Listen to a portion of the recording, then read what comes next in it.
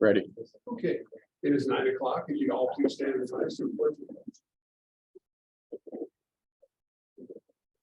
I pledge allegiance to the flag of the United States of America and to the republic for which it stands, one nation, under God, indivisible, with liberty and justice for all.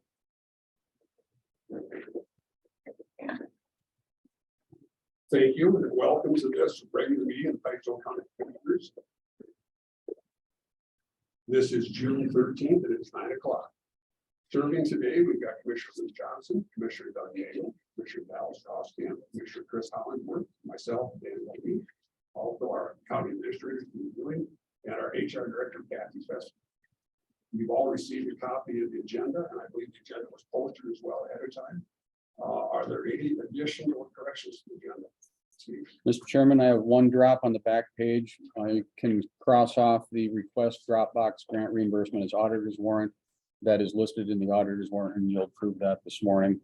That was a reimbursement. We didn't use all of the grant funds that we received from the Secretary of State for election money, Dropbox information, getting it wired and all that. So we had a little extra money, and they had to have the money back by the 15th of this month. So if we didn't get it done by now, we'd have been tardy with it, and I don't know what they'd have taken away from us, but Something for sure. Maybe you said there was an additional warrant to add on as well. yes, on your commissioners warrants, a couple things bring your attention from the 6-9 listing. On page 7, there's a billing to Stout and Evink that was originally coming out of buildings and plant. That water heater was a replacement for the public service building, so that will be changed to the 113 budget. And the other one is on page 4. There was a mileage error for Destiny Gruters for travel. She used the old rate at 62.5 and the new rate is 65.5. So we'll make that adjustment too. So Doug, thanks for bringing that up last night. Appreciate that. So we got that taken care of. And also auditors warrants. You have auditors warrants. We have a batch dated 6/9 of 23. So if you want to add that. And I do have add-on commissioners warrants this morning of $30,039.57, $30,039.57. And Mr. Chairman, those are my adjustments and changes for this morning. Anyone else? Here, you're nominated to a motion. Moved down, seconded, any further discussion or questions? Hearing none, all in favor of the agenda as amended. Aye. Anyone opposed? Okay. Then also with that, we've got our consent agenda, which consists of minutes then of 5:23 meeting. Auditor warrants in from 5:26, 6:2, 6:3, and we just added on then 4:6:9 as well.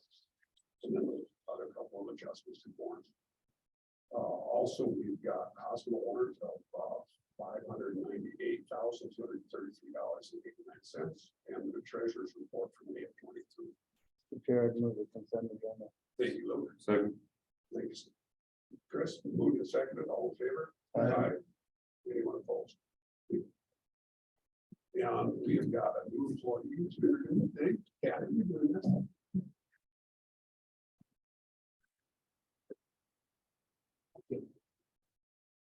She looks scared. So this is Alexis DeGroat. She started on May 30th at the office, started as a appraiser. Working through some training and education to get to that same appraiser role virtually. So Very good. Welcome, Alexis. Would you mind telling us a little bit about yourself? And if you don't want to, that's no, fine. it's fine. My husband and I live in Jasper. I grew up in Pipestone County. I spent the last 7 years working in HR for the state of South Dakota. Oh, terrific. Thanks. Good. So you know we're not as scary as we thought. Yes, I know. I'm used to like big state officials. Well, very good. Welcome. Yeah. Hope you found a good home here. Yeah, glad she's here. Good luck. Okay, we are ready for your report. Nick Bergman, our county engineer, is next on the docket. Morning. Morning. Bit of a long list for me today. Or longer than normal anyway. About burned up the copy or? Yeah. Started taking the items up my post-it list and putting on here. Oh, yeah, I forgot to do that. Get done, it's almost a full page this time. All right, well, first off, project updates. First update I have would be the 2023 overlays. That work is all complete except the white edge striping. That did not get done. We put that in the contract that, you know, they have to do the center line, but they have, I can't remember how many days, but then the white edge, so you know, we will tell you when to come back and do that, because when you do the shouldering, it can get pretty dirty. And if it's too dirty, they paint it and then the place off. So that's why that's not done yet, but that's standard practice for us. Next up would be the gravel crushing. That work started on June 5th. They had some mechanical issues at another job they were on, so they had to shut down for a little while to take the payloaders off this job. So they started and then they quit for a little bit and then started it back up again. Stone Arch Ridge rehab. We anticipate a funding letter for that in June or July. That'll be good. Get that. So that's it for project updates. That's Stone Arch Bridge. I was informed by the Situate the other day that there is some money under one stone in that bridge. The guys that are working on it. Did you say which stone? Yes, he knows which stone. I was kidding, but So if it gets to that point, let me know or let him know. okay. Was he part of the crew or he's got? He was hired man. Part of the crew. Interesting. He was not. No. So the guys were laying in last stone and they said, we've got to do something special here. And we all emptied their pockets. And it ended up to be 11 cents. Good. So no silver dollars. Might be a silver dollar. Looking for gold bullion. And that was finished like in 1934 or something like that. I hate to guess. I could look it up and I don't. WPA project. Yeah. We've got some pictures of it being built, which is probably back then a pretty big deal. Mhm. Yeah.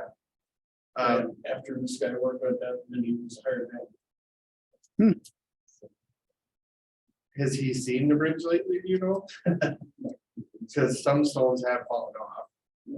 On the, We've even, the highway department even replaced. Right. One or two. right, that's what I'm getting at, like, We couldn't, they came off in the flood and we couldn't find it back. but I think on the top, there was some damage to the northwest wing wall, right? Where some of the. Yeah, that's where we replaced one or two. So if it was under there, you know, it's on the top, it might be gone already, but, I have to go check. okay, You did. okay. Yeah, sounds good. Well, there'll be an official bid opening and everything, and I'm guessing. I'll get into it later, but I'm guessing the work won't be until next year, but. Yeah, I'll try to remember to keep you posted. Thanks. Maybe make a photo op opportunity out of that. Have a press come out. We got a nice public interest. So. So just to be clear, there's 11 cents in coins somewhere under a rock, under one of the stones someplace. Perhaps. Real silver. There's got 1980 dates on them. Yeah.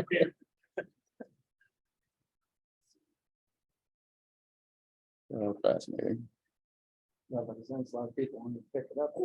Yeah. That's all there in the box.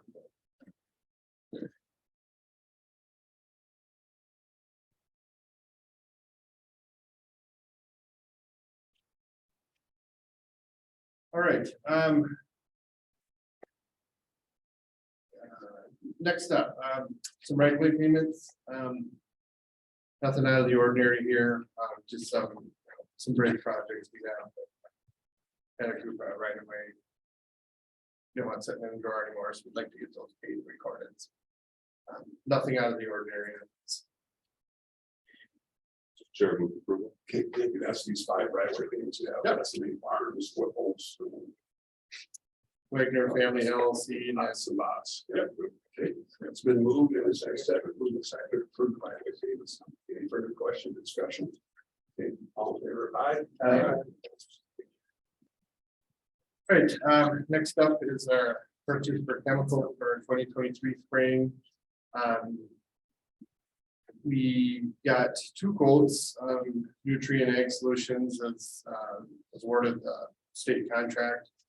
We priced Chandler Co-op anyway, and they just about beat them, so that was surprising to see, but I would recommend going with Nutrient Ag Solutions since they're a little bit for $10,021.42.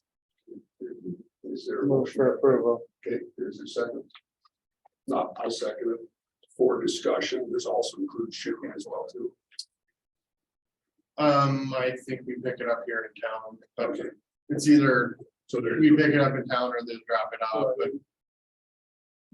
In the past, yeah, it was delivered from like the cities or something. It's not, it wasn't ever out of town. Here, It's not their local the state supply. contract for nutrient, the state contract, that was not local. You can check it if you want, but I mean, it's. okay, It's, we didn't go through the local or the state contract. I okay, can't remember his name, but there's a representative and you order it through him yeah, and it was shipped in. okay, well, you didn't have anything about shipping on there or pickup where in Minneapolis. Well, when you pick, they always delivered it, Okay, but there was, you'd have to make sure there's like shipping charge. right, okay, yeah, I guess since you didn't put one down, I assumed that it was in town here, but. Okay, Not for state contract, I don't think. because this could be, If, you know, if you're going through the state contract, it's not local, usually, never was. okay, how many, this is liquid, how many gallons is this? 250 totes, 250 gallon totes, probably just one and.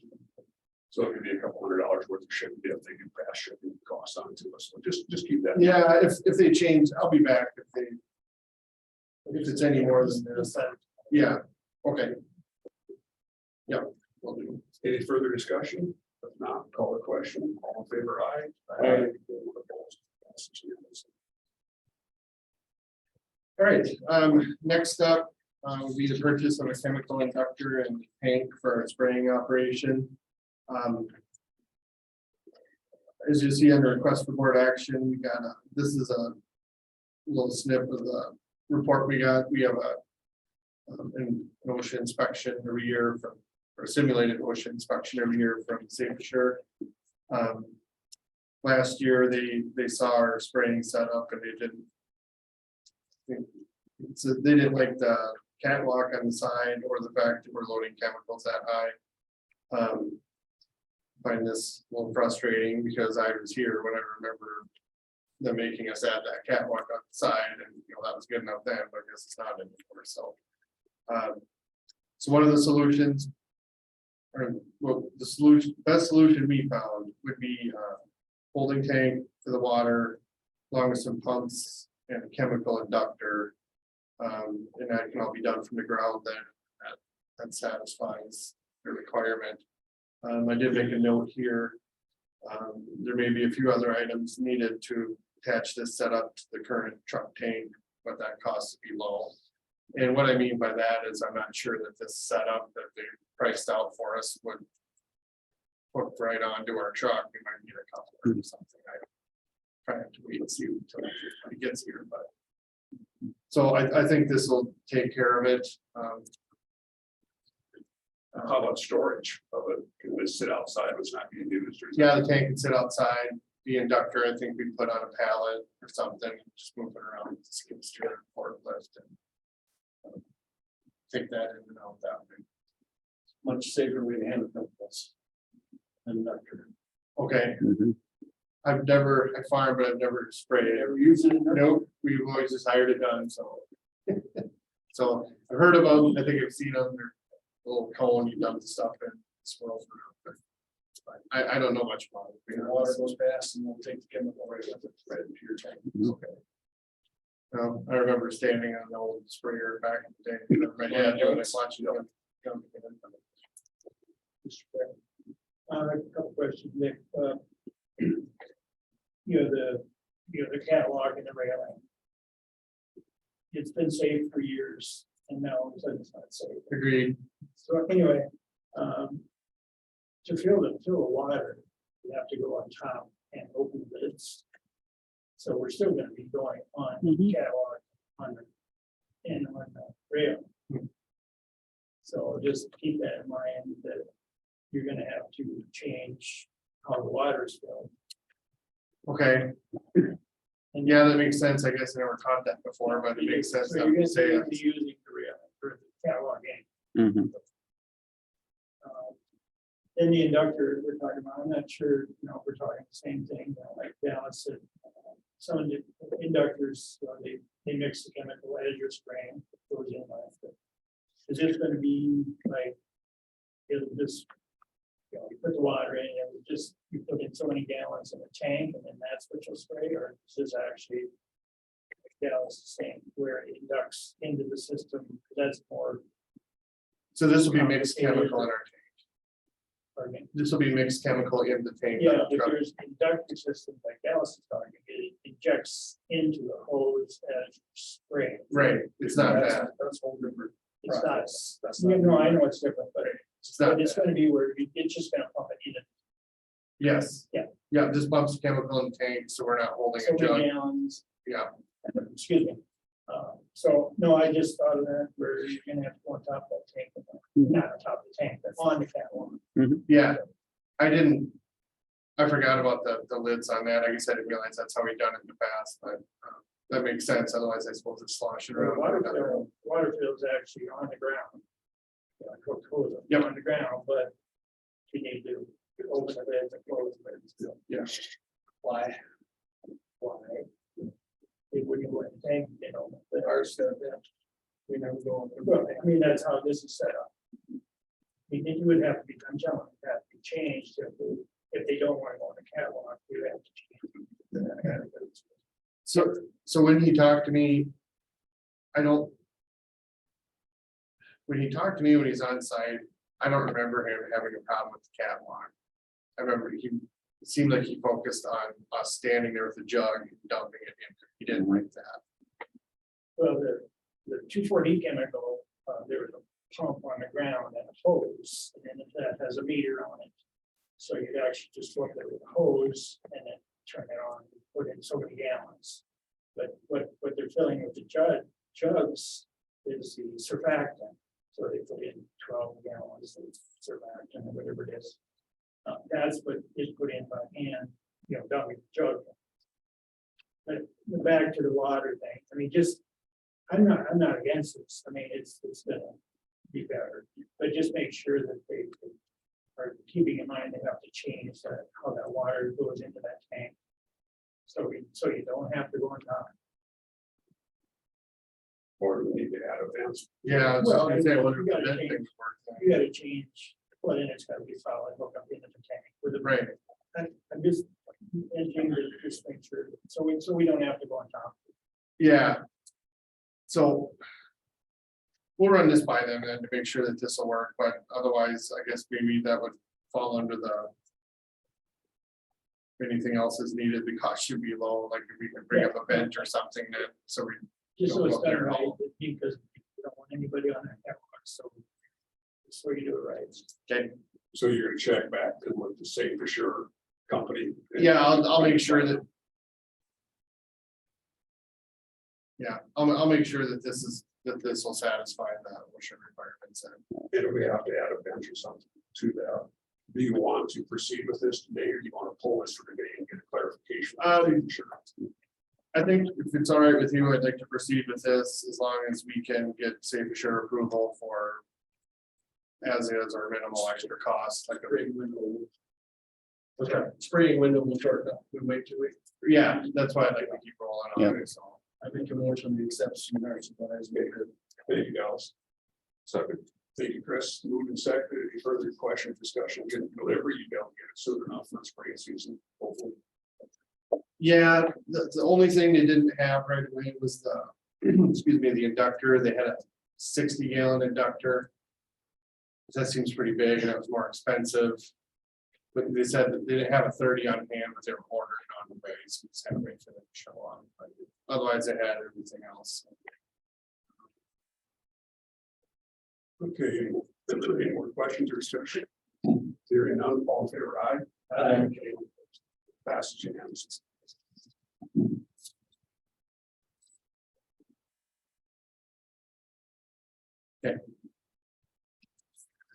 All right, next item, purchase of a pup trailer for $56,456. This would replace the one that was totaled in 2021. We have a total of $63,405 in the budget for this. That comes from $34,000 that we budgeted and the insurance payout for the damaged one. We got two quotes. One's from Tollmaster, the other was from TBEI.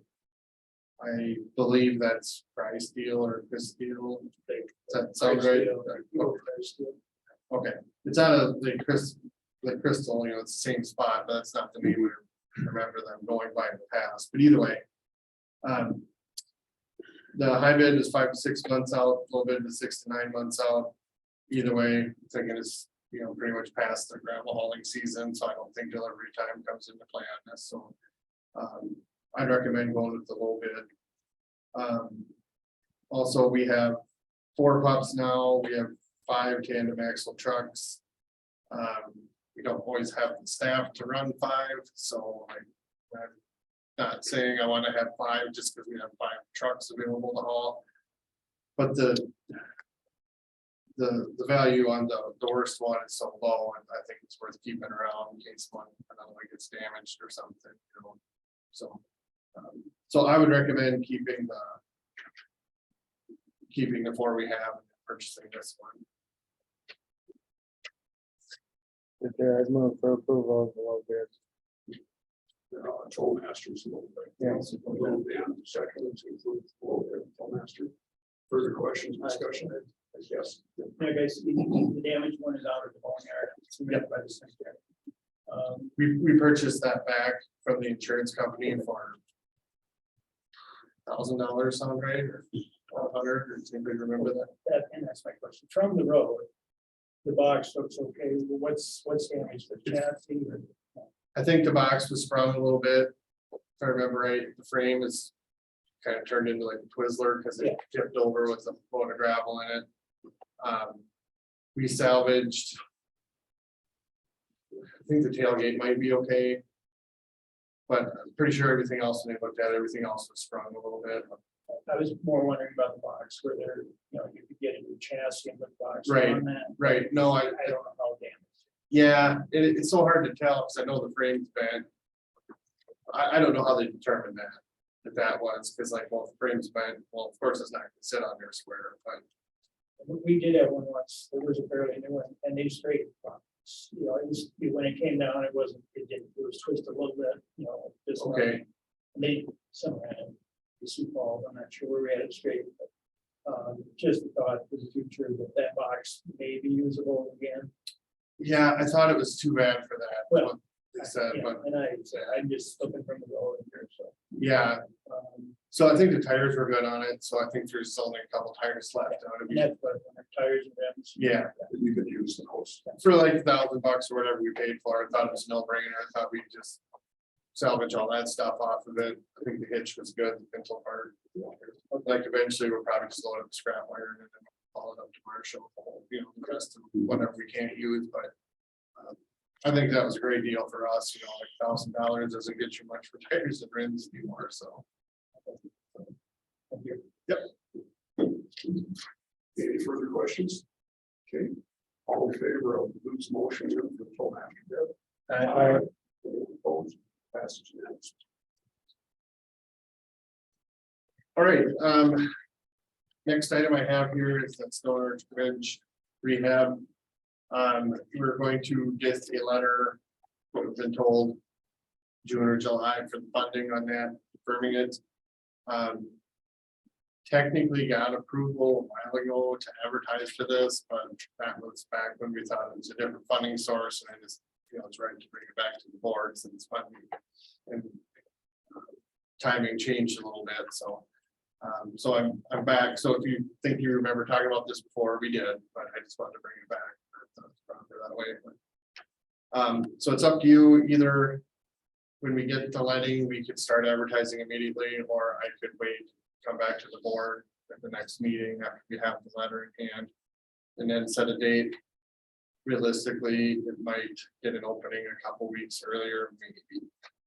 And then realistically, that probably changes it from a 1% chance to a 1.1% chance if it gets done this year. So we're not really talking. It's probably not going to make any difference at all. I figure that's up to leave that up to you. How you want to do it. Do you have a specific recommendation for us then for a date that you'd like to set? I won't have a date until I get the funding letter. But if I get the funding letter, say the afternoon of the board meeting, then I might have to wait 2 weeks to come back to get it officially set versus if you tell me to just advertise as soon as possible, then it might speed it up a little bit. We can start advertising. So at this point, your ask isn't for setting the letting date, it's just for permission to advertise. Yeah, for permission to advertise as soon as we can get a date. On things like that, I don't know why. I just like getting the money as soon as we can for something weird, whatever happened, like they changed their mind or something. I don't even know how that would work, but If you know what the funding is going to be, or funding, for all of it, or. well. I'd have to look at the percentage, but just about all of it. We'll have our local, I want to say our share is like $20,000 or something like that, so. We're just waiting for the done. Yeah, they told us that it's gonna be funded, but we haven't got the official signed letter yet. So, I mean, I'm 99% sure this is gonna go. I don't know what would change, but. I don't know.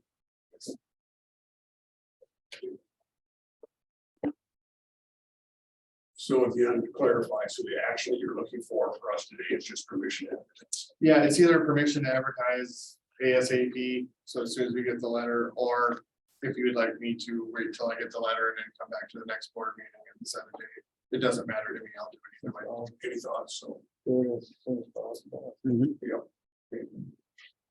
so I'd move that we approve, Nick to just advertise as soon as he gets the letter and. I'll support that. Very good. Thank you. Move a second. Further discussion. Hearing none.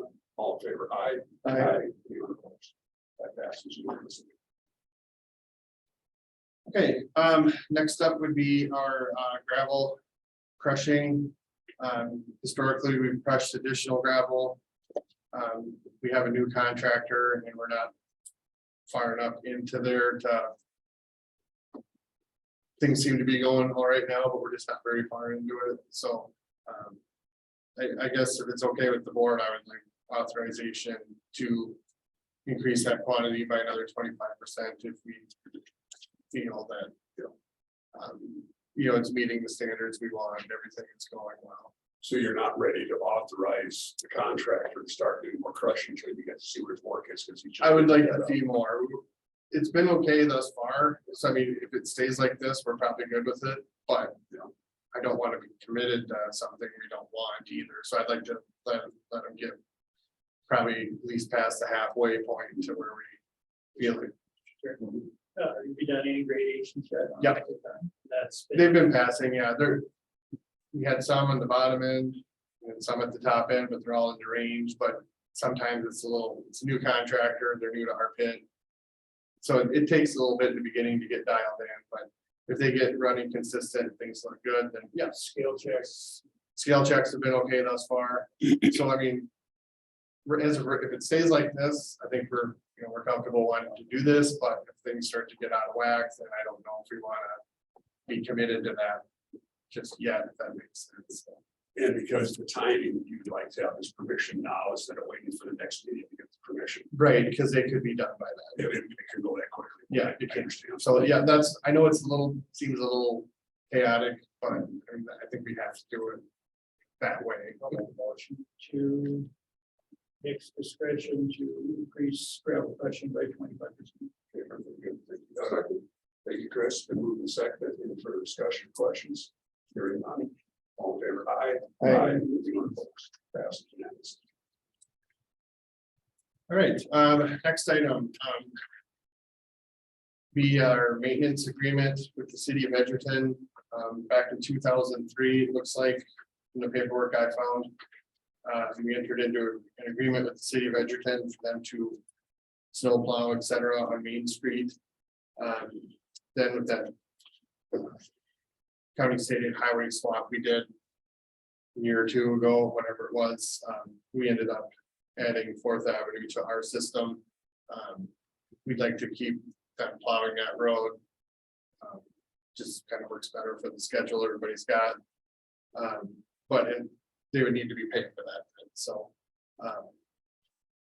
So we just updated the agreement to add Fourth Avenue. The same, otherwise, we just add Fourth Avenue to the existing agreement. The city of Edgerton signed it already. The last thing remaining to complete everything with that CASA swap then would be county approving that agreement. It's the same rate they get on Main Street, so it's just adding additional lanes.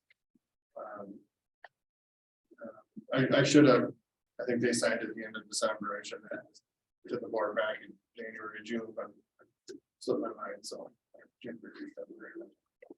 Any questions for Nick? No. For information, this is the one that goes past First Manor Street. And it certainly makes sense, when they're doing the rest of their streets for them to do all street person force. Yep. The only question I've got, I guess, the disagreement goes back to 2003. So what's the financial reimbursement part of this agreement? So that's very good. Is it? 33.45 per mile. There we go. Sounds good. Oh, yeah, there it is. Yep, yep. That's the same rate that the city of Pipestone gets, so okay, everybody's treated the same. Yep.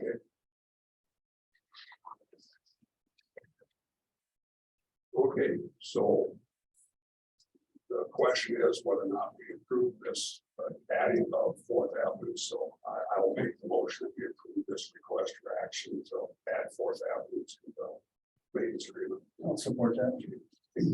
Moved and seconded. Any further questions, discussion? Okay, if not, all in favor, aye. Anyone opposed? Passes unanimously. All right, next item. After the road and bridge hearing this spring, we were asked about dust control and the New Alta Dairy Road.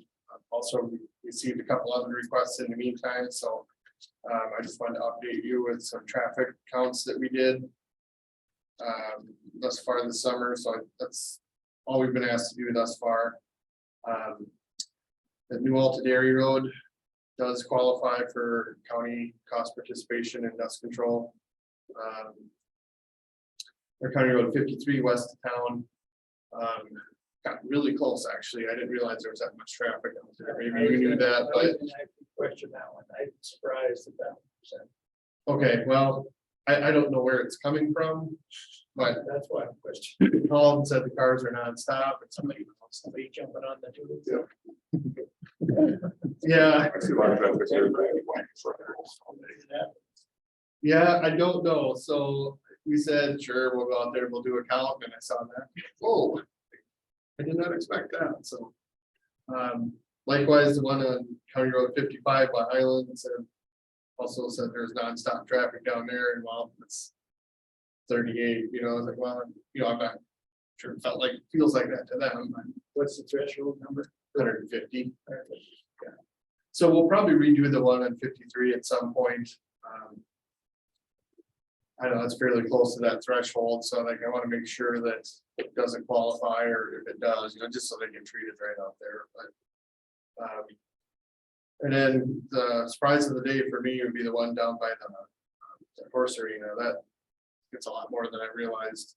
County Road 63, just outside of Edgerton there. So that one qualifies for dust control as well. I don't know if Traffic's always been pretty high down there, or that's from the horse show? No, whatever. Gotta be from that horse show. Okay. And, Okay, and this traffic threshold we're talking about, this is what we set when we adopted the dust control policy. yes. Yeah, if it's over 150, we will participate 50% up to $250.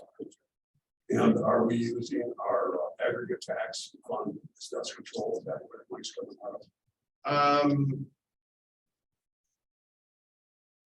Maybe, I don't, Yeah. it's not like there's a specific account we write a check out of, but you can say it in theory. Yeah, it could come from that.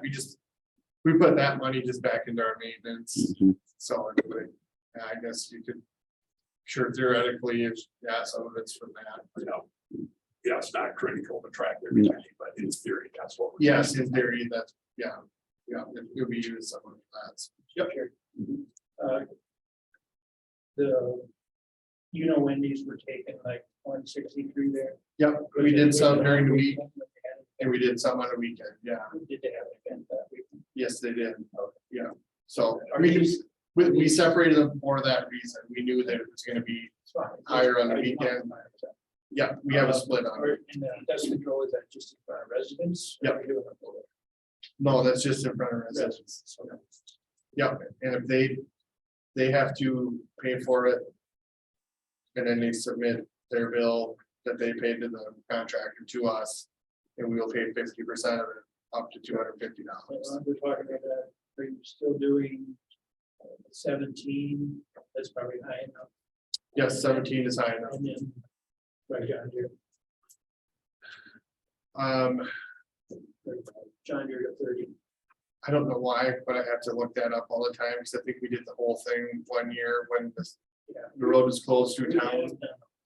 Right, but I think now it's just by the residents, right? Right. So, I'd have to look it up, but I guess last one I remember was a whole road, but I'm not sure why we went the whole road. I think it was because Highway 75 was closed through town. That could be. And I think the state might have reimbursed us for it. When they closed that bridge on the north end of town. Oh, yeah, that's.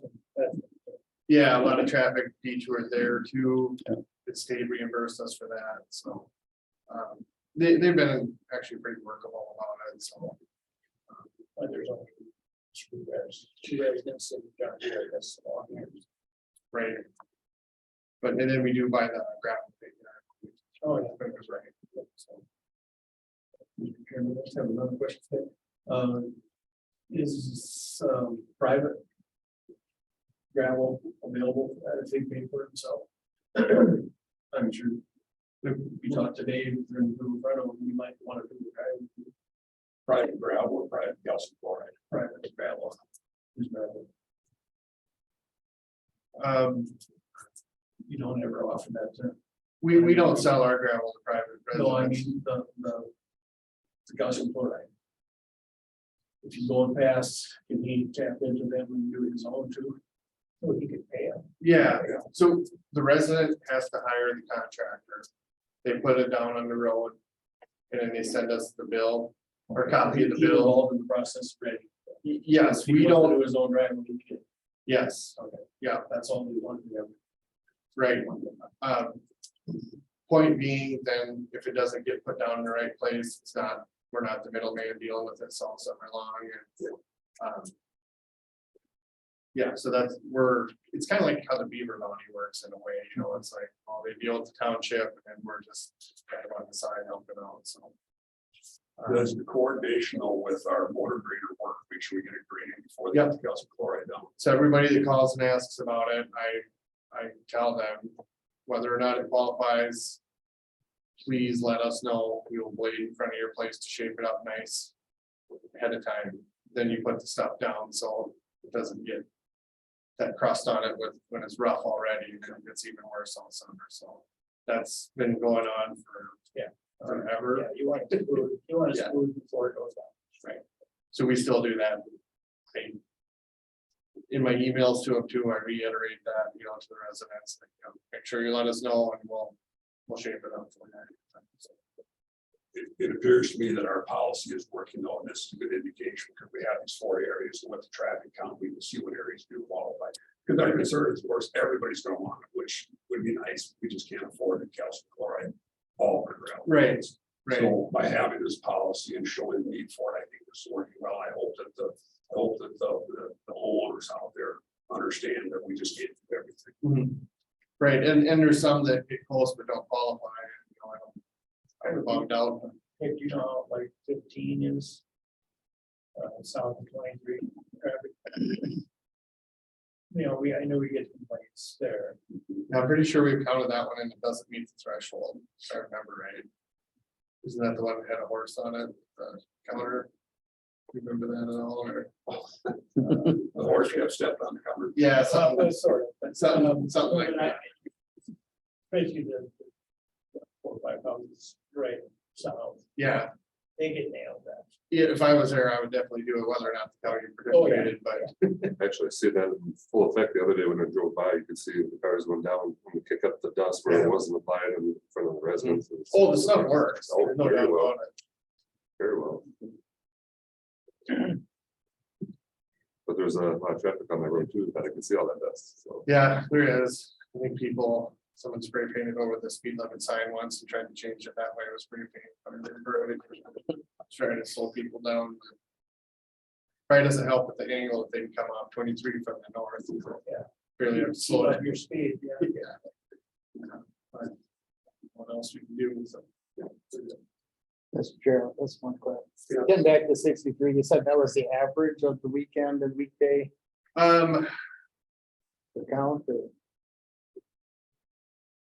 so east of the horse place was 195, west of there was 126, I think. So I think that's the split, like the segment east of their qualified. Sure. Segment west of their did, if I remember it. Okay, I was afraid of what would happen within a weekend event, so we specifically went out there and like took the count. Ended it right before the weekend and then resumed it, or had the break. I should say we had like 6 days of data or something, but we had the split right before the weekend. So we had the normal week traffic and the weekend traffic, so. Going west, I don't think there's a residence. is there? No, there's not, there's that substation there. And then you hit 16. Right. Correct, yeah, yeah. So there is a split, I mean, east and west of the arena there. Okay, very good. Well, again, this was for information. Yep. Traffic counts. Yep, no action needed. I just kind of a follow-up, I guess, if you will, from the road and bridge hearing, and then since I was at it, I thought, well, just let you know the other counts we've had.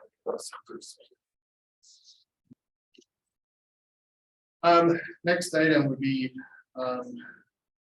first time I got this request since I've been here, which has been 15 years, but see where it come up again. Replacing the shouldering along one of our new roads, and a resident came out, I think right after they got it down, said they wanted black dirt instead of gravel. And well, we don't have a bid item for that. The contractor's equipment is set up to do gravel. I believe in the past, you know, like in towns, we've run into this where we need to add a little shouldering, but in towns a little different. I think county forces have done just black dirt ourselves. To me, it'd be very expensive and time consuming to do that. I understand why they want it, but I don't know that I really want to get into start tracking everybody down ahead of time and taking requests for what kind of material they want. I think if I had to bet, I would bet the grass will come back through this gravel anyway eventually. I could maybe attest to how labor intensive that would be if we did it ourselves. I just. I'm not necessarily opposed to black dirt being there, but I don't know that we want to start taking on that cost, because, you know, we're hauling it out there and shaping it and seeding it and we're supposed to water it. Mr. Chairman, I don't think it's safe to have dirt right next to the tar, either do drop off the tar, either do the safer on gravel than drop dirt. Especially if it's west. You might have some issues with the wing on the snowplow too. And then they'll call you to fix it. Yep, been there, so. But in your picture, the radius of the driveway, once you're past the shoulder, I think that would be a safety issue or anything. Probably not. If they really wanted it on the radius, but the shoulder itself, like they say, it is a bit of a safety issue if it's soft and you go off the edge. No, that's fine. I didn't know what to tell them. I said, well, it's there now. We're not taking it out of there, but well, this is probably a good board question, so. Tell them no. Does it make a difference also for the longevity of the blacktop? Because you don't really want grass growing up into that asphalt. You gotta keep it up to the level, otherwise the black gum might start Chip chipping away, off. yeah. And I would think also erosion and the gravel's gonna have a better chance of staying put than what black dirt would. Okay, so what I'm hearing then is we want gravel along like the shoulder of the road, but if they want to put black dirt in along their driveway, they can do that themselves. Okay, so I'm totally fine with that. I just wanted direction on it. But I will add that we have done black dirt in town. Just, that's a little different setting to me, it's low speed and it's all residential, and that. One I can remember, Nick, was Woodstock probably. That we did dirt Okay, and it was probably this much, right. you Same thing along old 54, which is now 20 in Highland. We had to do a little bit of dirt in there, but it's one of those, and it's not as much of a safety issue. right? Yeah, so it's possible you might hear that, well, so-and-so got black dirt. And you find out who that is. It's probably one of those weird scenarios where it's like a foot wide shoulder or something in town, so. Okay, But again, this was your discussion. There's no action needed to take in this. no, just some guidance is all. I didn't want to Right. set that policy myself. I thought it was appropriate.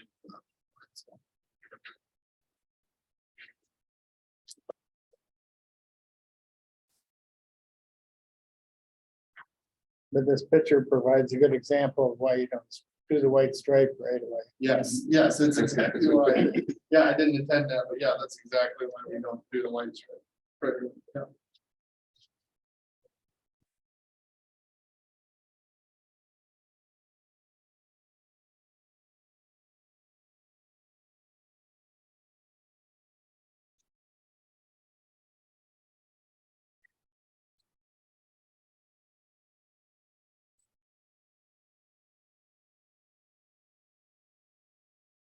All right, sounds good. Thank you.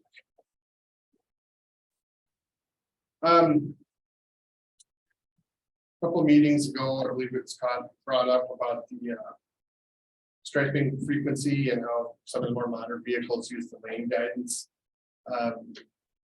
So I did a little digging. It's not harder to put a number on that than I thought it would be. But I pulled up all the striping we have in our system. If we redid it all in 1 year, that'd be about $244,000 at this last bid price. So in doing it every 3 years, that's like saying we spend $81,000 a year. If we did it every other year, that'd be like $122,000 a year. So for example, that 3-year cycle at 81,000, that's where we're at now. We spent 50,000 on maintenance striping and the rest was done, and there's some more done in like resurfacing contracts, so the net every year is the same, so it's kind of hard to put a number on that, but kind of gives you an idea of what the cost of our frequency.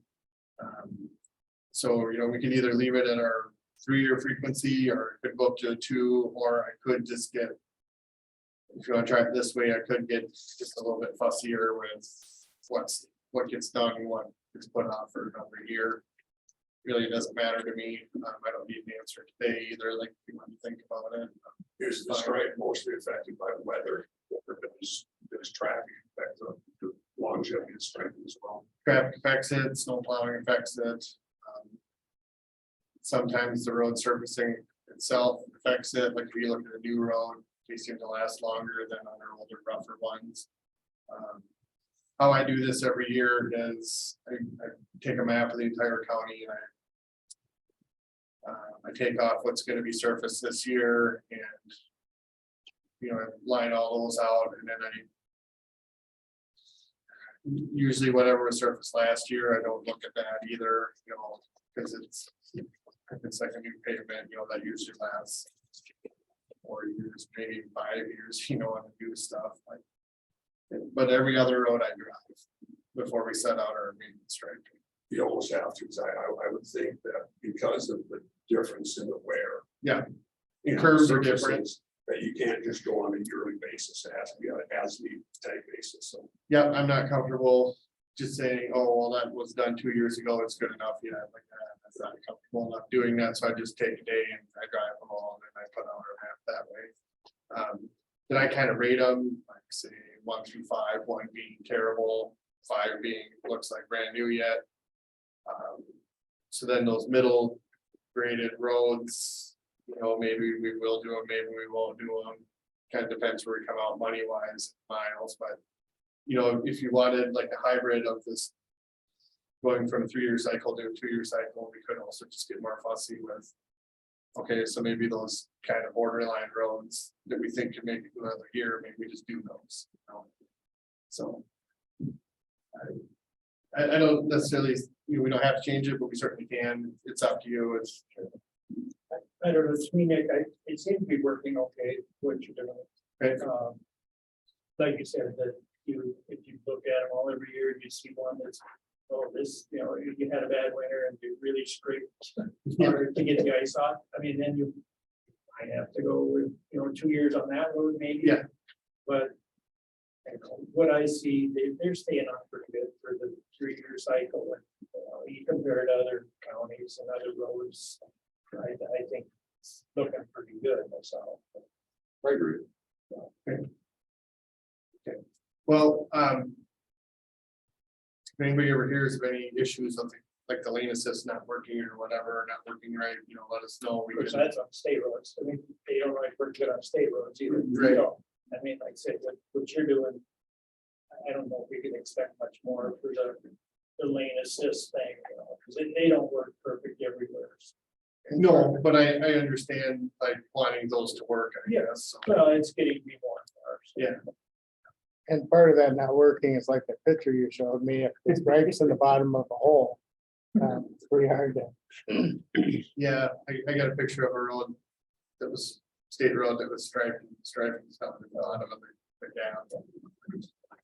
Well, that was in the middle of the road. Yeah. Yeah. So I was like, well, that one's probably not gonna pick up, but. So, okay, well, we can leave that as is for now, then that's fine, but if something changes. You know, I'm not opposed to, whatever it is. Next item I have, County Road 56, where the old school was, I got a request to look at like a development in there. Looking like they want to put a business in there, possibly some residential. So driveways becomes an issue. When you get south towards the golf course, there's a bunch of houses with the frontage road. That was before my time. I'm sure that was put in because they didn't want all those driveways onto that term or busy street, which I understand why. I didn't really get a final copy of what this development would look like, but I guess what I plan on telling them is what we would allow or recommend or whatever would probably be based on MnDOT crash data.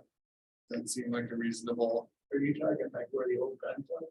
That area? No, that Brown School is at that Oh, Brown. Oh, I Yeah. know. Okay. that area. They want to, I think, put a business in there and some residential. Half a block. Yes, yeah. But I really don't want a bunch of driveways on there if that's gonna create a problem, so. Or is there's not room for a bunch of driveways? No, You know, like for the new Lewis store. Right. You're saying. so Lewis has one there. I don't really like that, but if that's their property, I don't know what else to do about it, so. But then the preliminary I saw had 2 driveways, the rest of it. Are I don't know, one was for the business and one was for the residential, I don't know, but they said that's subject to change, so I think I'm just gonna probably reply, like, we were gonna require whatever MinDOT guidance is. So you're like talking a couple driveways in south of Lewis. or- Yes, we just have that much room. So Right, but I would think the developer's gonna have to have that plotted out, so until we actually see what their concept is for lots, there's kind of hard for us to really. right, and I do have that, but they said they thought it was gonna change, so I'm like, well, I think I'm just gonna reply, You know, kind of blanket response, that, well, we're gonna stick with whatever MinDOT's crashed at a study well, it's says also we should do. road right away, so if we were to do that, we would have to purchase additional road right. But No, we have the right of way we need, they would be maybe wanting to cut our curb out and put a driveway in there, we would. That if would they be, did put an access road, like you're talking about, an access road, that would take more right away. that would be under that, what's currently private property, so that would be their problem, not ours, so. So I guess that's what I plan to respond unless anybody has a problem. I think it's I mean, not on the subject, I'm surprised we not allowed that driveway on 30 for Lewis. I stayed out of that. Like, No, I didn't. I'm always on shorts. I'm surprised they allowed that. He suppose it's because of existing water. Maybe, but they're tough on driveways. They are, yeah. And they have a lot of research that goes into that stuff, and their policy is 47 pages long, and they sent it to me because I wanted some help with it. It's like, well, I want to be fair to the people developing it, but I don't want to be too. I want to be safe for the traveling public, but I don't want to be so strict that make them spend a bunch of extra money on something that they don't need to do. So I thought, You wouldn't have much of an option, but if they want to put 2 homes south of Lewis, I mean, you almost have to allow them to cut the curb and do a driveway, don't you? I mean, I don't know what other option. from what I saw, it looked like an alley or something that would outlet onto that street. Or just one alley and then they. And then one- homes. And then one, yeah, I think they would be lined up. I'm not sure, I hate to say much, They're going the other way, yeah, like they'd be running east and lined up like east a and road west. right through ground maybe, Yeah, and then the house. that's how I interpret I it. guess. So, yeah, either way, I think I'll just stick with the MinDOT policy, I think I don't have any other reason to go against it, in any way, so I think that's probably the best way to do it, so that'll be my response to it.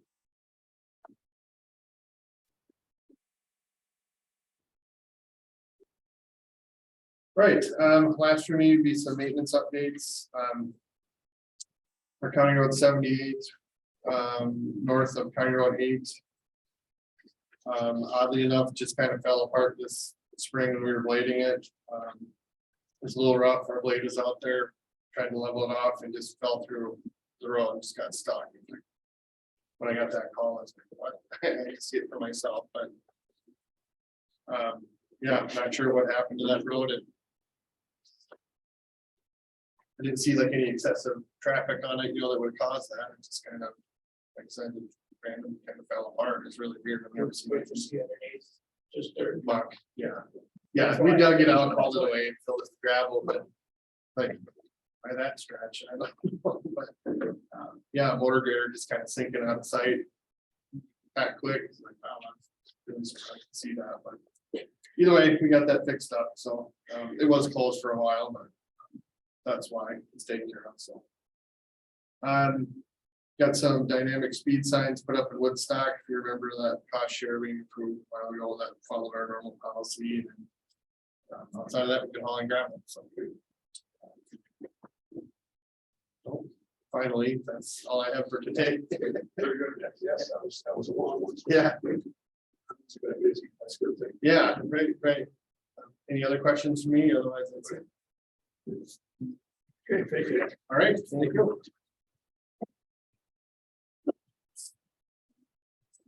Okay. Mike Heyman is here today for Sheriff P3. And we've got a request for honesty.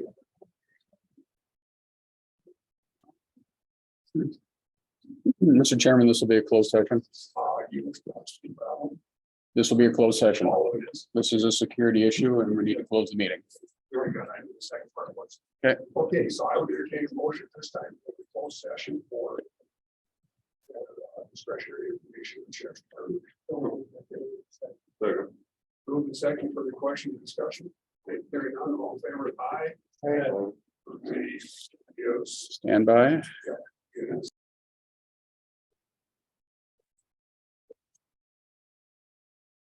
We're recording All again. right, very good. It is 10:02. We're back out of closed session. Thank you so much. and Appreciate it. Public statement. Now that we're back in closed session, the video is going again. I would entertain a motion here to approve out of state travel. So moved. Okay, it's been moved. Is there seconds? Second. Move the second to provide state travel from the sheriff's office for one individual. Any further discussion or questions? Hearing none, all in favor? Aye. Anyone opposed? Pass unanimously. Thank you. Thank you. Thank you. Thanks, Mike. Yeah, he was here. He stepped back out. Okay, Someone's here. okay. Then we'll wait for Wayne to step back, you know, then Mandy, you want to jump in front of him, see it's how it's 10 o'clock, it's your turn anyway, we'll skip. Join us as your auditor treasurer. Welcome. Thank you. So I have provided with you the balances for the general fund, non-spendable, restricted and assigned fund balances. So want you guys to review them. I do have a few notes on some of them. And we can discuss those. So one thing I would point out is that the ARPA is listed in here. And so after December 31st, 2022, there's just under $820,000 left of the ARPA funds. And the school resource officer, there is a restricted, and then there is an assigned. And we did zero out those, both the restricted and the assigned. The restricted was created because in the very beginning, state funds were received for the school resource officer, and that is no longer happening. So after Keith and Mike and I discussed it, they didn't feel a need to have an assigned or a restricted for the school resource officer anymore. They're still going to obviously track everything, but didn't need to feel the need to have it specifically assigned. So we work off the calendar year, so we're basically halfway through our budget, so how are the numbers looking? So I guess you mean as of now? Yes. I didn't run anything for as of now. And were you talking about a specific category like the ARPA or? Just the general overall health of our budgets. The one thing I did want to also comment on this, I know I brought capital improvements up last year. There's one for buildings and for capital improvements.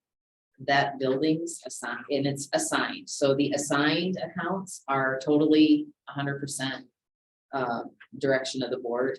And we just have chosen to set some of those funds aside specifically, but they're not restricted in any way. It can be changed how you want. But that assigned for buildings, I did a little research because I have no idea what it is. There has been no change since prior to 2005 in that assigned account. So no money's gone in, no money's come out. So just want to point that out to you guys. The capital improvements, you can see that one just had a little bit of interest. Very small. There is a CD, which we did change into Magic when that CD renewed, but it's $14,000. So it's almost silly keeping track of that little bit separately. So again, we can keep that that assigned of capital improvements for you guys to use as you see fit, or we can get rid of it. What I've found in my research is that at one point there was a separate fund for capital improvements, and that's probably why the assignment was created.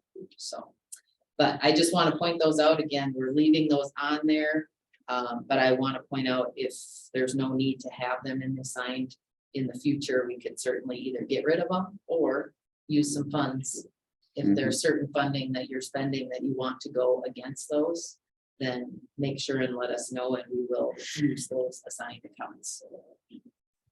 Any thoughts, guys? Yes. Other than perhaps as we get closer to the end of the calendar year, perhaps we should revisit this if you have recommendations at that point. If there's really no logical reason to have these assigned accounts separate, since there's been no activity in for years. Certainly entertain. Yeah. Some thoughts from you, what would be approved way of addressing this. Absolutely. I mean, and like I said, there's no, it's fine to have them. It's just make sure you know they're there. And if you do want to use specific expenditures to go against those, we will. Otherwise, it will just go against just general. Now, the solid waste and recycling said there's been no change in that, but. Oh, this- Not the solid waste and recycling, the buildings is the one. Oh, I see. Okay, so the other counts there has been activity on. It's just Yeah. building Yep, that's just going. that buildings and then that capital improvements, that Okay. capital improvements, again, it's just a small amount because it is just the interest earning on that one. That one item, so, Although that was a deduction. well. You're right, that is. Here, yes. Hopefully, we're not getting negative. Yes, I'll have to look to see exactly, but. You mentioned ARPA funds. I've been hearing some discussion at the federal level about possibly flying back something. Have you heard any of that discussion for our level? As far as unused ARPA funds? Yeah, I have not. No, I've heard nothing about it either. There was an article in the Tribune last night. They've got bigger fish to fry. And there's billions and billions of lost dollars that went to people who shouldn't have got it. The PPP program, Paycheck Protection, and SBA. They're just hundreds of billions of dollars that they need to be concerned about. Our balance right now, based on what I've spent the last 6 months on this, paying our bills, we're about 90,000 left is what my balance shows. Approximately, just what we've been using. Is there a timeline for that, when that has to be spent? We have to have everything encumbered by the end of 24 and spent by the end of 25. Plenty of time yet. Yes, plenty of time.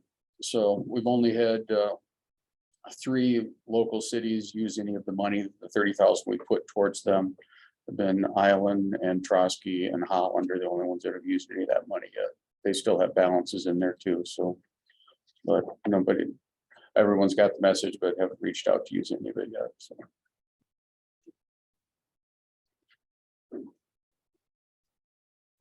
Okay, very good.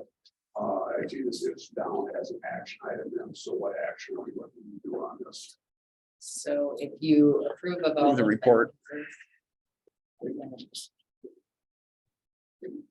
So I would entertain a motion to approve of the balances submitted by. Chris. And I will second, so move in second to approve the assigned fund balances report. Any further discussion or questions? Hearing none, all in favor, aye. Thank you. Mr. Chairman, you have in your packet right behind that was the expenditure report that showed the reimbursement back to the state of Minnesota for the Dropbox program. Oh, okay. So just so you had documentation on that to see where it was going and again, why we had to get that money back before the 15th of the month. Probably would have faced some nasty penalty or something, or take away somebody's birthday, I don't know. And they received the report electronically, but they wanted requested to have the check prior to. And then for the other commissioner, I was aware of this mid-cycle, so I thought Steve and Amanda brought that. Yeah. And Mr. Chairman, as long as Amanda's here, we do have on the additional items, approven IT department visa bills and auditors warrant for 6/16. The reason that's on there is Bill Folger is out on vacation and we don't want to get any penalties on our visa bill for IT, and his is generally in the thousands of dollars. We want to get that paid. So just as long as Amanda's here, if you want to take that up right now, that would be great. Approve that. So she can get Jody and get that going. IT, this month. Support them. Very good. Thank you, Doug and Dallas. And moving second, any further questions or discussion? Hearing none, all in favor, aye. Aye. Passes. Thank you. Thank you. Thank you. Hey, we skipped over. It's not gonna- That's all right. We got it inspected, that's right. Joining us now, there's our building supervisor. Just that unexpected guess. Oh, that's fine. We're just fine. Okay, we're gonna, burned up our lawnmower. So I got a couple bids. What was the story on that? It started on fire. Clearing out, got hot, started on fire. We just had it worked on. We spent 900, Thousand. And we spent 1,000 on both. because some mistakes made there. which No. He can't tell. No, there was, he'd been using it for a month, already, a month and a half. So no, I'd say it was not. Was it 2018? No, 2008, Oh, wait. it's the old mower. That was way, that's the real one. Mhm. It was, Maybe only hours. no, Not even- not on it, yeah, I can't tell anyone. A lot. I'd say there was a lot, but it was still original engine on it. So I mean. Yeah, it we was- bought it brand new in 08 from Farmer Center. Yeah. Yeah. For Richard to use at fairgrounds and around. If it had 3,000 hours, you kind of know how mowers don't go 10,000 hours. Yeah. I'm just curious. At least. I imagine it had been up there. Yep. So I got two bids on that, Pipestone outdoor power, that is a Hustler 72-inch rear discharge, that was 15,666. And I got a bid from John Deere, which is a 72-inch rear discharge, and that was 16,000. And that's for the exact same. machine. Yes. Yep. The John Deere, if they order it today, it won't be here till end of October. The only thought came to my Yeah. mind, you know, you're probably okay with a Hustler. Yeah. But, and I can't say I'm for it, but John Deere, in the end, is probably worth more as a trade, but in 10 years, is that true? So, Yeah. Right. just thought I'd mention that. Yep. And it's $666 more, or no, 400. Yeah, only for. Well, Yeah. you know, the value of Yeah. John Deere is probably a little lesser, but if you're good with You know, all the hustlers work for you. the Huskers, will give you. That's only about $1,000. John Deere's end of October. You're open to use it to mow yet, but Yes. Hoping it rains more. Yeah. So you said that it is available now Within a month. within a month. Yeah. And then I see you've got some options here as far as warranty, and you got some recommendations on warranty. It's. The Hustlers have been a good one. And really, and truly for us, they've been a really good one. Not really much maintenance on them. That is the one you get, which. This is more, yeah, this is the warranty. Right here. Yes, You don't have to buy it. no, warranties included.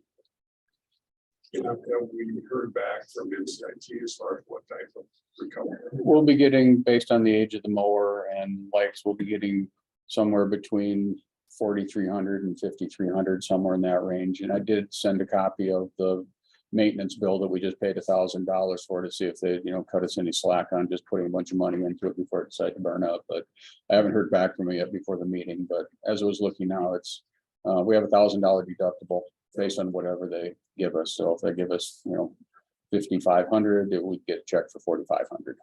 So somewhere in that range. I'll let you know when we get it settled seems like out. a pretty good return. It's not bad. They're having trouble finding like mowers that were that old that were still in use. So apparently most of them don't last that long. So I guess that is a testament to it did last us a long time. So. And some of them had tons and tons of hours on there worth maybe, like $2,000 to $3,000. That's awesome. Yeah. Yes. I echo. Our next door neighbor here, and then down here has better value and stuff, but if you have good luck with hustlers, you gotta look at the source for it. No problem with that. And I don't know, drive for your operators, it doesn't make a lot of difference, but have the same machine is nice. For the operator, I'll switch from one machine to another. Yes. Yeah, they do, they dominate the same. But if, like I say, if it lasts that long, Yeah. that's really good for. more. Yeah, Mhm. yeah. Now, So- Kawasaki motor. Yeah. That's what it was too. So you got a specific recommendation for us, then we I would go custom. Mr. Chair, move to approval, plus later. thank you, Chris. Support. Thank you, Dallas. The move to second that we purchased the motor for the 15,666. Yep. Any further discussion or questions? All in favor? Aye. Any opposed? Passes unanimously. Okay, the second item here is I got another bid for the elevator. First bid was from Schumacher for $116,652. And I got a bid from Coney. And their bid was $1,634. Say that again. 160. Yeah, you're right. Yeah. And that's what's here right now, is Okay. the elevator inspection. Let's go with 16.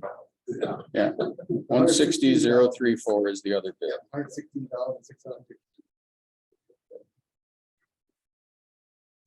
I just want to explain that to the elevator inspector that we are updating this, it was one of the inspector. Yeah, Mr. Chair. Yes, I know we've been planning on doing it for a while, but Okay. we're just specifically budgeted. It just showed up this year. Mr. Chairman and board members, you do have two funds that haven't had any money used out of for ages. You could certainly use money out of the buildings with capital improvements to pay for that. That didn't take long. Well, that's- Or if not, it would come out of reserves. And not a problem because it's earmarked for capital improvements for this phase. Yeah. Right. Yep. Mhm. So I would entertain a motion at this point. What's yours? Just to be sure, we don't have a choice. It's a safety issue right now and it is not working properly. So we need an elevator that works. And if it stops working, it really puts us in line. Yeah, and it has been out of service. They've been using it as needed for people to get up to court only because there is a trip factor that's going on in there that it doesn't settle quite right. You did adjust that, so it's working right now, but you don't know how long it's going. I just have one question, on its quote, it says it's valid 30 days from March 30th. Yeah, It's still good. should be. Yeah. We're open, yeah. I would make the motion to go with the elevator repair with Schumacher, 116,652. Very good. Thank you, Doug. A second. Thank you, Chris. Move and second for the discussion and questions. Do we need to say where it's coming from? Funding. Discussion, yeah. You'll find out when you talk to him, when you can start, maybe you can start right now. They got to order the parts. Okay, They got to order the parts. but again. 12 certainly weeks. it says. Impress upon them, necessity getting it done. Right. And what we've been doing, we've got an out of order sign on there. If somebody calls up the courts and wants to move it, they come down and get them a ride, right, just to make sure that it's. They're not sure it's out. Because it's not a question of a hazard of anybody falling. It's just that when the car comes down, it doesn't rise level up, right?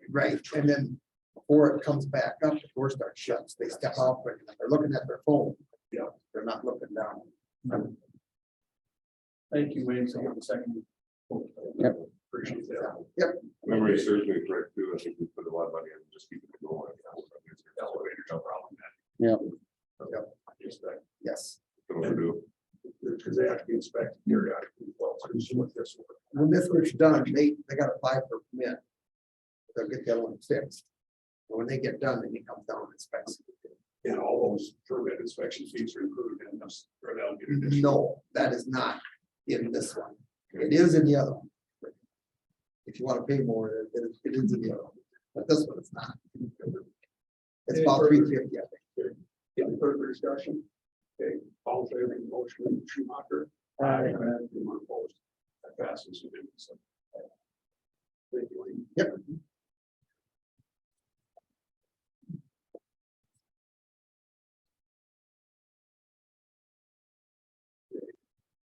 Chairman, we're other business, like take a 5-minute break or anything? I think we should. For what was gonna be a real quick meeting, we're not getting out of here. Yep. Okay, it's 10:35. We are done with the recess. We're back in session. Next item that we got on the list then is our personnel items. The first we'll take a look at is this Juneteenth holiday resolution. As you're all aware, the state has adopted Juneteenth as a holiday. We've got a resolution in front of us. I'll go ahead and read through the resolution. Assuming that we approve this, adopting Pipestone County resolution establishing Juneteenth as an official holiday for the county. Whereas June 19th has been celebrated communities across the United States as Juneteenth. It has also been designated Freedom Day, Jubilee Day, Liberation Day, and Emancipation Day. And whereas Juneteenth is the oldest nationally celebrated commemoration of the end of slavery in the United States, and is a day of reflection of the accomplishments, inventions, triumphs, achievements, culture, and contributions of African Americans in the nation's history. And whereas the historical and cultural trauma of South slavery and the end of this atrocity should be acknowledged by all Americans. And whereas Pipestone County Board of Commissioners believe that the celebration of Juneteenth in the county is an appropriate opportunity to renew our solidarity and commitment to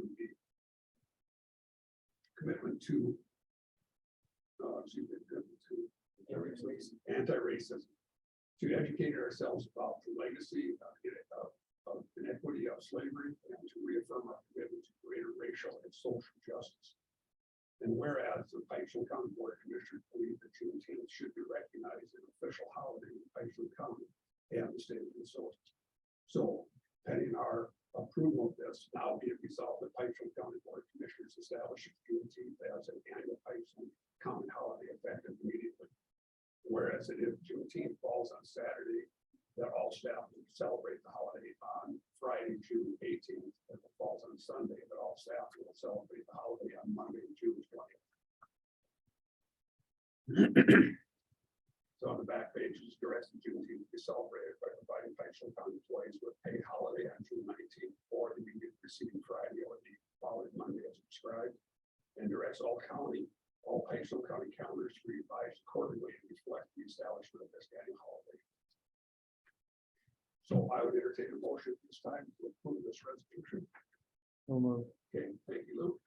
So it's moved and seconded to approve resolution 59/29/23. Any further questions, or discussion? Okay, hearing none, all in favor, aye. Anyone opposed? Passes unanimously. So it starts immediately. Yes. We'll get an email sent out today. So, Okay, Kathy, you want to continue with personnel? yes, Yeah, I think, yeah. Mhm. It'll be on the website for one. Yep. thing. We'll have signs up on the doors too, so.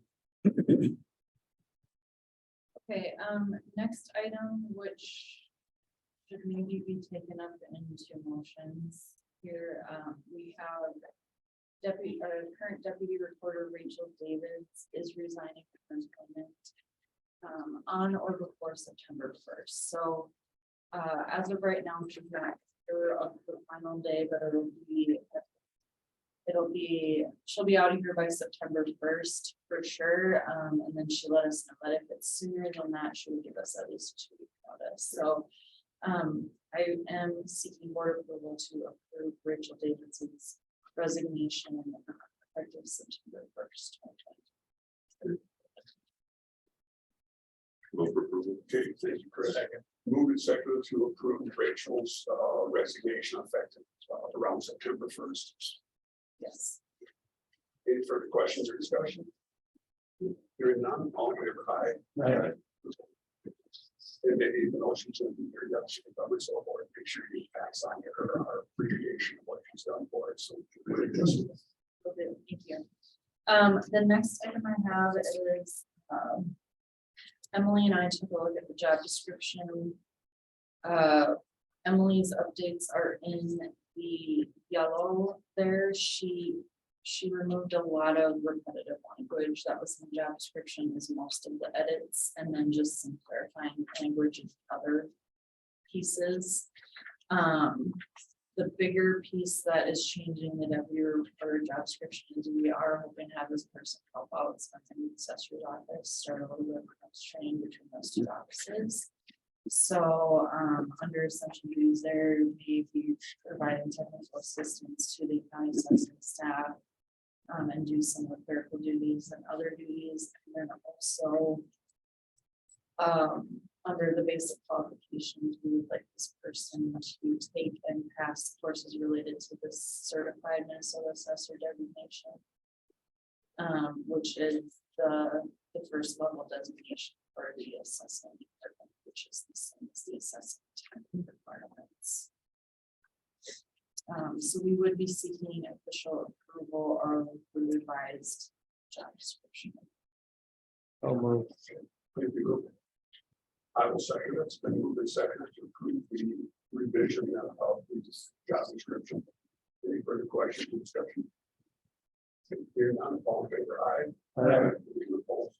Okay. Thank you. That is being advertised right away. The So recorder it's- is, Yep, so it's already on our page already. if you have a qualified applicant, are you going to bring them on right away? You're not going to try to wait until September. We're hoping to do a little bit of cross training if possible, but it's likely gonna take us until at least mid-July to August. anyway. Yeah, so, But it's not like we have to wait until the seat's actually vacated. We can bring them on except for us. right, yep. Anything else? So I want to start today. Sure. Steve, anything else? I see the back page. We got everything. I want to talk about the grill out. We have yeah, we need the resolution for hometown fiber.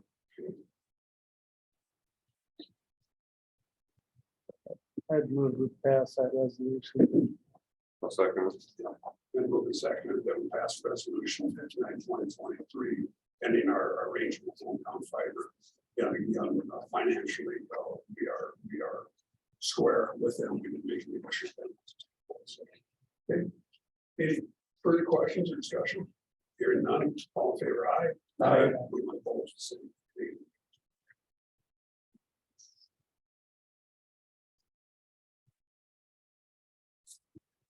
So then the next item is grill out. We're gonna change the grill date.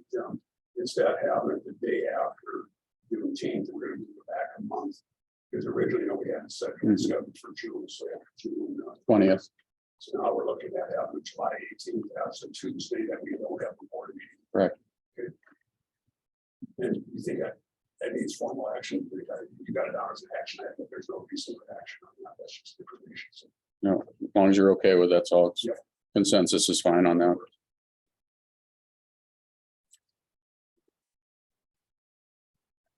Also, y'all got the notice that for hospital board, we had a meeting on Thursday, 29th.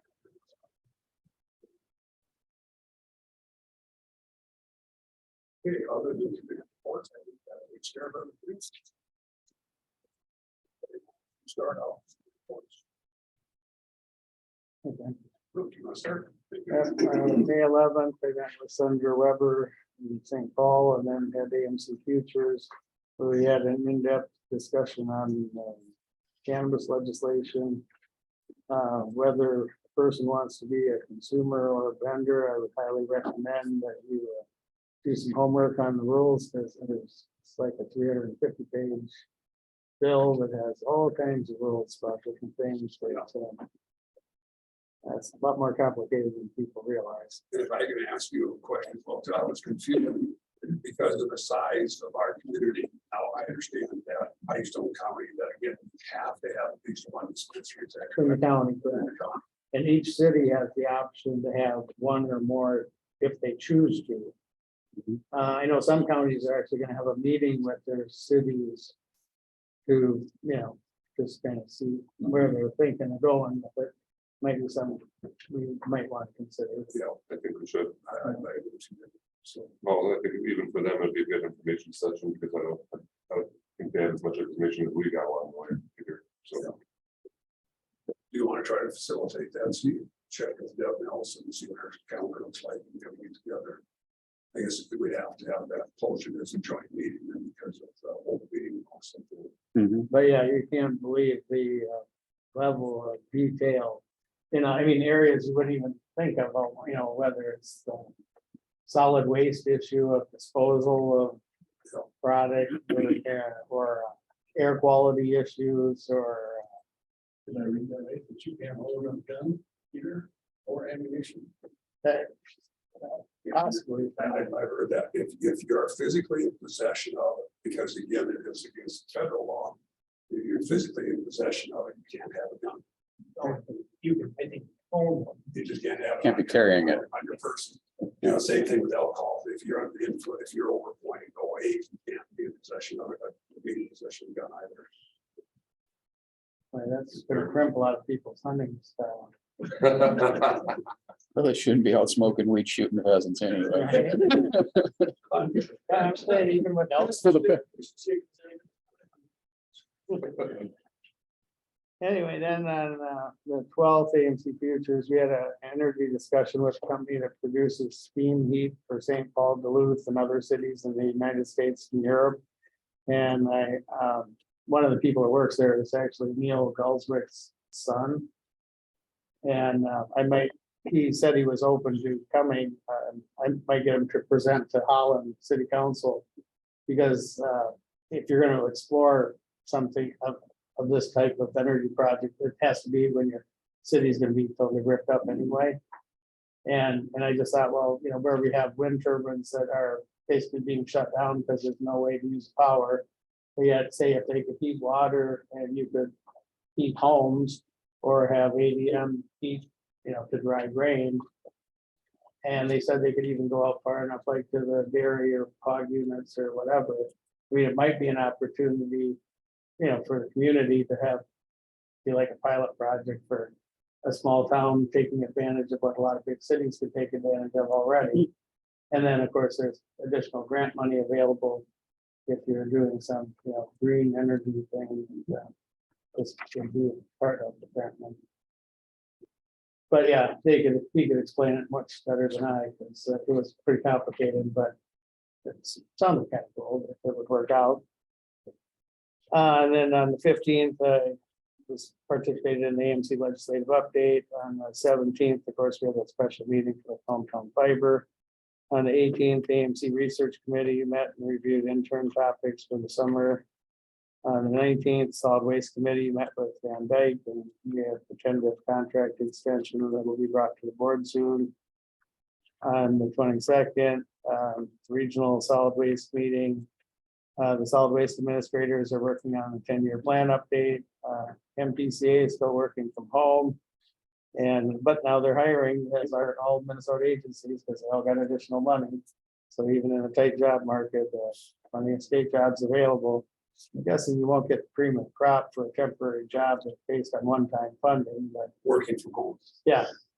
But where it's one-time funding, it's not a permanent position, so I don't know that you'll get the best and the brightest for a temporary job, but. And then in the afternoon, that same day, MRC had a Zoom meeting with legislative update. On the 24th, the Highway 23 Coalition met. We had a presentation from Stearns and Benton County engineers regarding how they now, the state has added a greenhouse gas component to all future highway projects. And, the estimated cost increases that will result, they could only speculate, but my guess would be like when they added it to the EAW process, last year, it added about 1/3 of the cost. So I'm guessing it will be significant, and obviously we're not getting enough highway work done already. It'll be unfortunate that we'll be getting even less done because of this additional cost. On the 30th, of course, the hospital board met. On the 31st, we had union negotiations with the LPNs at the hospital.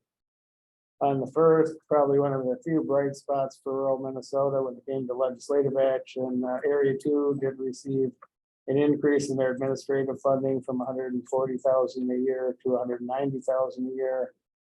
But only for 2 years. It's still not equal to the $250,000 they got many years ago. But at least it's a step up, and they did receive $1.5 million in bonding for projects. Since they hadn't gotten it in the last few years because they didn't do a bonding bill. On the 6th, we had the negotiation committee with the courthouse employees regarding paid sick leave possibilities. We're waiting for our comp study to be done and details on paid family leave from the state plan before we know whether or not we can afford to offer anything. And where we go from there. Of course, on the 8th, we had our District 8 AMC meeting in Laverne, who's well attended. Both Senator Weber and Representative Schumacher were there. And yesterday, I had the plant ops at the hospital and board of equalization, which we all had. Board of equalization, is that a, Non per diem, that's a. Non per diem. Yeah, because that's part of our. just like expectation. cruise and taxis. Yeah, that's what I thought. You can claim mileage. You want to go next, Chris? Sure. When the first I had support hands, mixed family partnership, we put up in Brendel this time, the bouncing around the meeting. Pipestone numbers are doing good. You know, we have work in our area, South Jasper. And their numbers are real good. Compared to everything we've done, it's good services out of that. The 11th at SRDC, we met Ivanhoe again. Another one of these committees trying to bounce around the counties and whatnot. Nothing really new to report there. Except I did see that Dan Delaney was appointed for the Pipestone cities. So, And also, you know, Jessica Latham, you got the information, she is leading SRDC. no, that would go. Yeah, she took a job and then gave it. It could be. That'll be a change. That's Mhm. She's done a lot for her committees over the next few years. So yeah, they never report that anyway. It was brand new. On the 15th, CPT executive committee met. On the 17th, we had the special board meeting with Full Town Fiber here. On the 22nd, at the CPT joint powers full board meeting. One of the few things to take back from that is they rehired Gwen with last year or whatnot. She's come back to between a 4 and 5 year period, which is really big because when she left, everything was up here. Wasn't anything in the computers. So 30 years of experience getting that back is gonna be huge for them. They hired a retired auditor treasurer who's doing testing for them, so they don't have to test, they can just keep writing. Then we'll get these results back, so we fix it rather than chase their tails a lot. Whatnot, those are the big takeaways. Other takeaways is putting new CPT logo on the building since it's not Morris Electronics anymore, and putting up some security cameras both inside and outside for the server rooms. Did access control too for the server rooms and stuff like that too. They're really lacking with security options and stuff like that. So we've been busy on the executive board this year. We have the top things going on.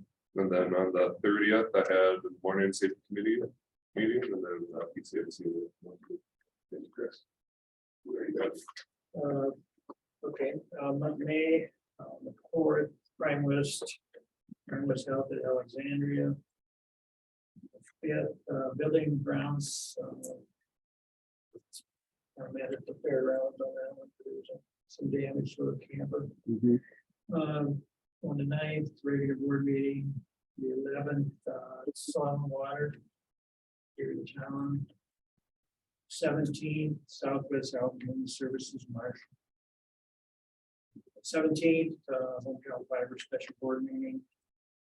23rd, the regular board meeting. 24th, Emergency Communication Board or the Radio Board in Marshall. 30th, the hospital board meeting. And then 31st, another building grounds, talk about some additions on the parish office. That's all. On the 24th, Commission Radio Board, and I don't fully agree with it. That's such expensive. Why? Steve knows. Why? Well, it's a totally integrated product that covers the whole state of Minnesota. And the idea, when it was touted way back in, 2007, we weren't gonna be able to work in a VHF world anymore. So we're moved into 800 megahertz world. So, and they also have the ability to encrypt. So if you have special needs like state patrol or DEA, they can communicate with virtually anybody in any platform anymore, and actually patch into the old VHS system if they need it. So it's an expensive system. It's never going to get cheaper. It's a Motorola product, but we've got to move forward, getting things updated. There's a lot of Next generation. next gen 911 is coming. We just learned about at the District 8 meeting. That'll have to integrate into that to some degree to Armor as well. But Armor is pretty much radio communications for all responders in the state of Minnesota. It's a godsend. Being a responder, I can go anywhere in the state. If I go on an ambulance transfer to Duluth, I just switch over to what's called the roam channel, and I can touch every tower in the state and call back to Pipestone and say, hey, I just arrived in Duluth. Anywhere they go, and the deputies love it, 'cause they can talk to any agency, anybody they need to, any county. It's amazing. I mean, it's expensive, but it's amazing. But And the expense, I guess that was the question too. So it's not like you were buying hardware and software. This is gonna be an ongoing budget Right. item.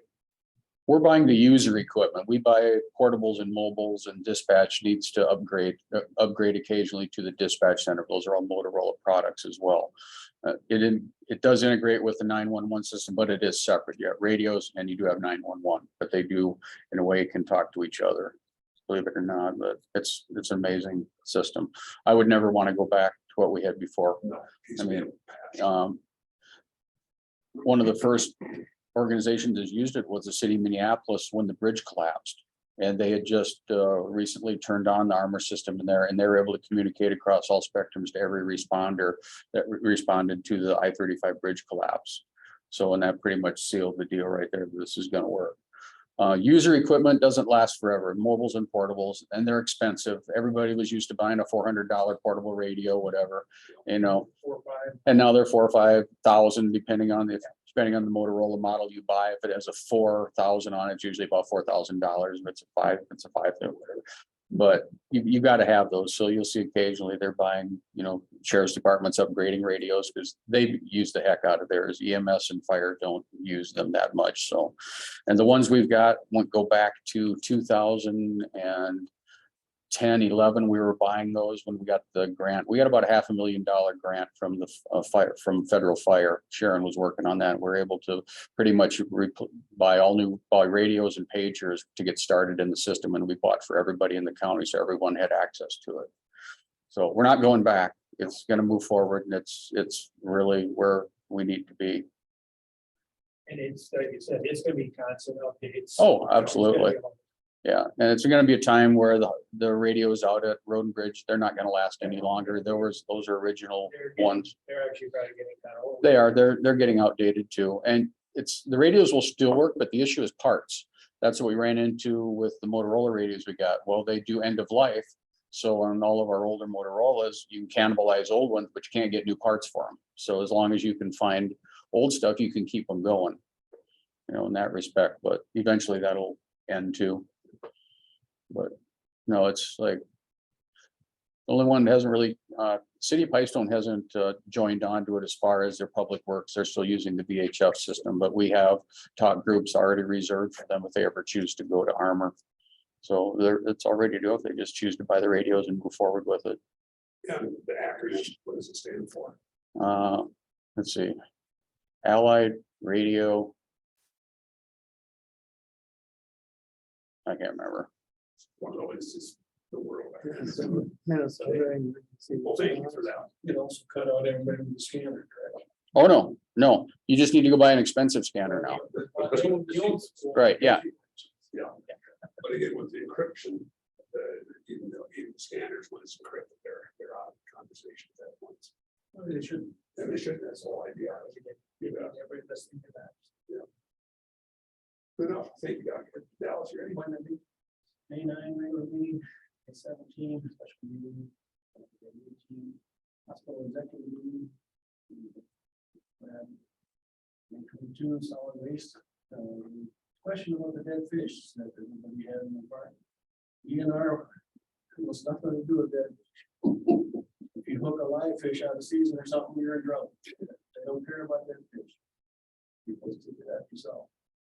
And they couldn't go to fields, they had to be into a landfill. So they were running through tractor tires. And get fish out. I was just at Lake Chetek last week camping and there were piles of dead fish along the banks of the lake yet and just stinking to high heaven. I read an article about their walleye tournament over there, that they only had like 10 boats, I think, registered for walleye tournament. And only one boat caught more than a single fish. And the winning fish was like 3 pounds or something like that. I think they had a total of 9 fish I think caught for the day. Yeah. Mhm. Also in May 22, Romans for the Energy Board. Talked a little bit about the 1,600 megawatt solar project in Black Point. It's been downsized to 1,600. It's gonna take 1,200 to 1,300 acres of land out actually. And one of the principals in that group is a fisher in our county.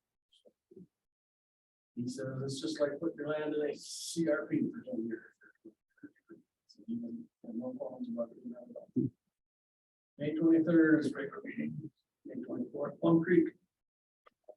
And so mine will go fast, so Plum Creek got blessed with some money too, so. They haven't gotten any the last couple of years. We talked raises and we did a healthy raise for some of the people that have been waiting a long time for and salary. And May 30th was hospital. And thank you, Dallas, for covering me on that Minnesota Rural Energy Board. I wasn't available. I sat in the solid waste too, just because I was gonna go there. So. Yeah, it's interesting. I've done that before as well. I'm altered that in solid waste. It's interesting. I was gonna check it up on it, but It's don't tell them.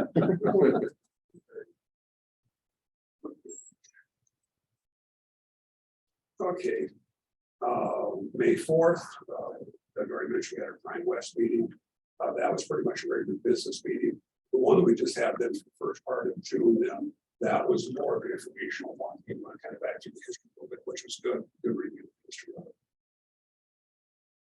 Then on the 8th, we had our plant facilities meeting then at the hospital. On the 9th, we had Explore Southwest Minnesota. And again, with, like I said, with Jesse Boyd leaving, I've changed that a little bit there. And then also had in the afternoon, had a veteran memorial meeting. So I said on that, I think you guys are all aware of what their decisions are, if they want to put it out by Moore Park, or actually it's going to be north of the old schoolhouse is the plant location for it. And they're still in the fundraising stage, so I don't think there's any definite dates on anything yet. On the 11th, I had my Pipestone Area Coalition meeting with Ashley Gustafson.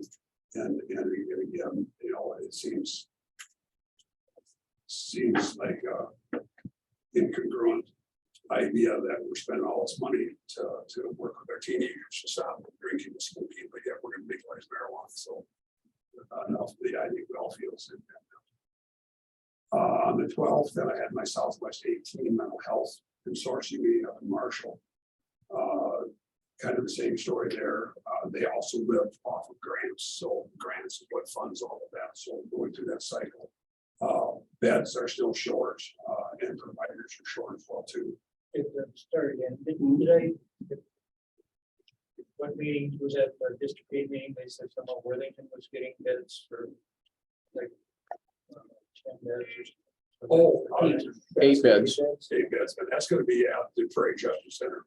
When the Prairie Justice Center was originally built, they had a wing for juveniles as well too. And then they weren't able to staff, or there's some change. I don't think the reason why it was they got out of having a juvenile facility there. But now they're going to repurpose some of that into this juvenile mental health facility. That's something that we could use Yes. if available. Yeah. One of the things that we've got, and that's kind of more coming up with Southwest Health Human Services, but it's part of that mental health as well too. You all know how difficult it is finding beds for people with mental health crisis as well as juvenile. And there is, I can't remember what city they're out of, But they have got a facility that we have used before, but now they want us to prepay them. Whether we use the bed or not, they want us to join their group and prepay for it. So on the finance committee for health and service, we've been discussing this, and we're not in favor of it at all. We didn't turn it down. We turned that down. It just didn't make sense. Because it doesn't, even though you prepaid for it, it doesn't guarantee you're gonna have a bed. And we still might have to ship them off to, I can't, I think it's where they're going otherwise. Renoka. Anoka, that's right, Anoka. Makes no sense. On the 15th, then, Smock. We have hired an interim executive director for us. Bob Benz is his name. He actually is employed then by Bergen KDP, which is the consultant that we use there for our finance. We lost our finance officer as well too. And Bob comes from the east central part of the state. He's a retired executive director. Actually, he had been a Head Start director before. He was an agency director as well too. Very talented individual. He's already been able to get a few things turned around there. We did have one issue with an employee that had been addressed, and that's moving forward at this point. And then with our previous executive director, that has been settled. That final payment has been made. So nothing residual there at all to deal with. You all know one of our citizens here in town, Mary Washington. And she has joined our committee. She replaced Jerry Priester on that. So she wasn't able to go first because she was having meetings. But she went to the meeting on the 17th.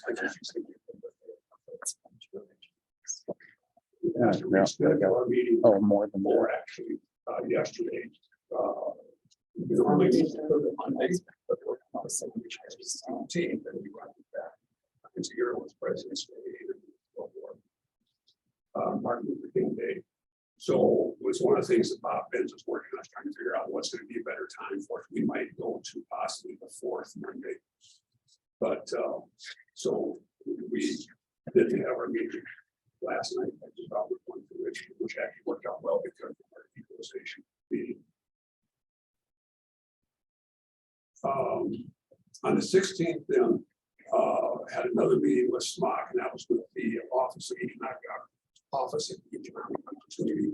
They're the ones that supply the grant to the agency and also Head Start, and they have a great deal of influence on what happens. And they're very concerned about the fact that we've had inconsistencies in leadership there.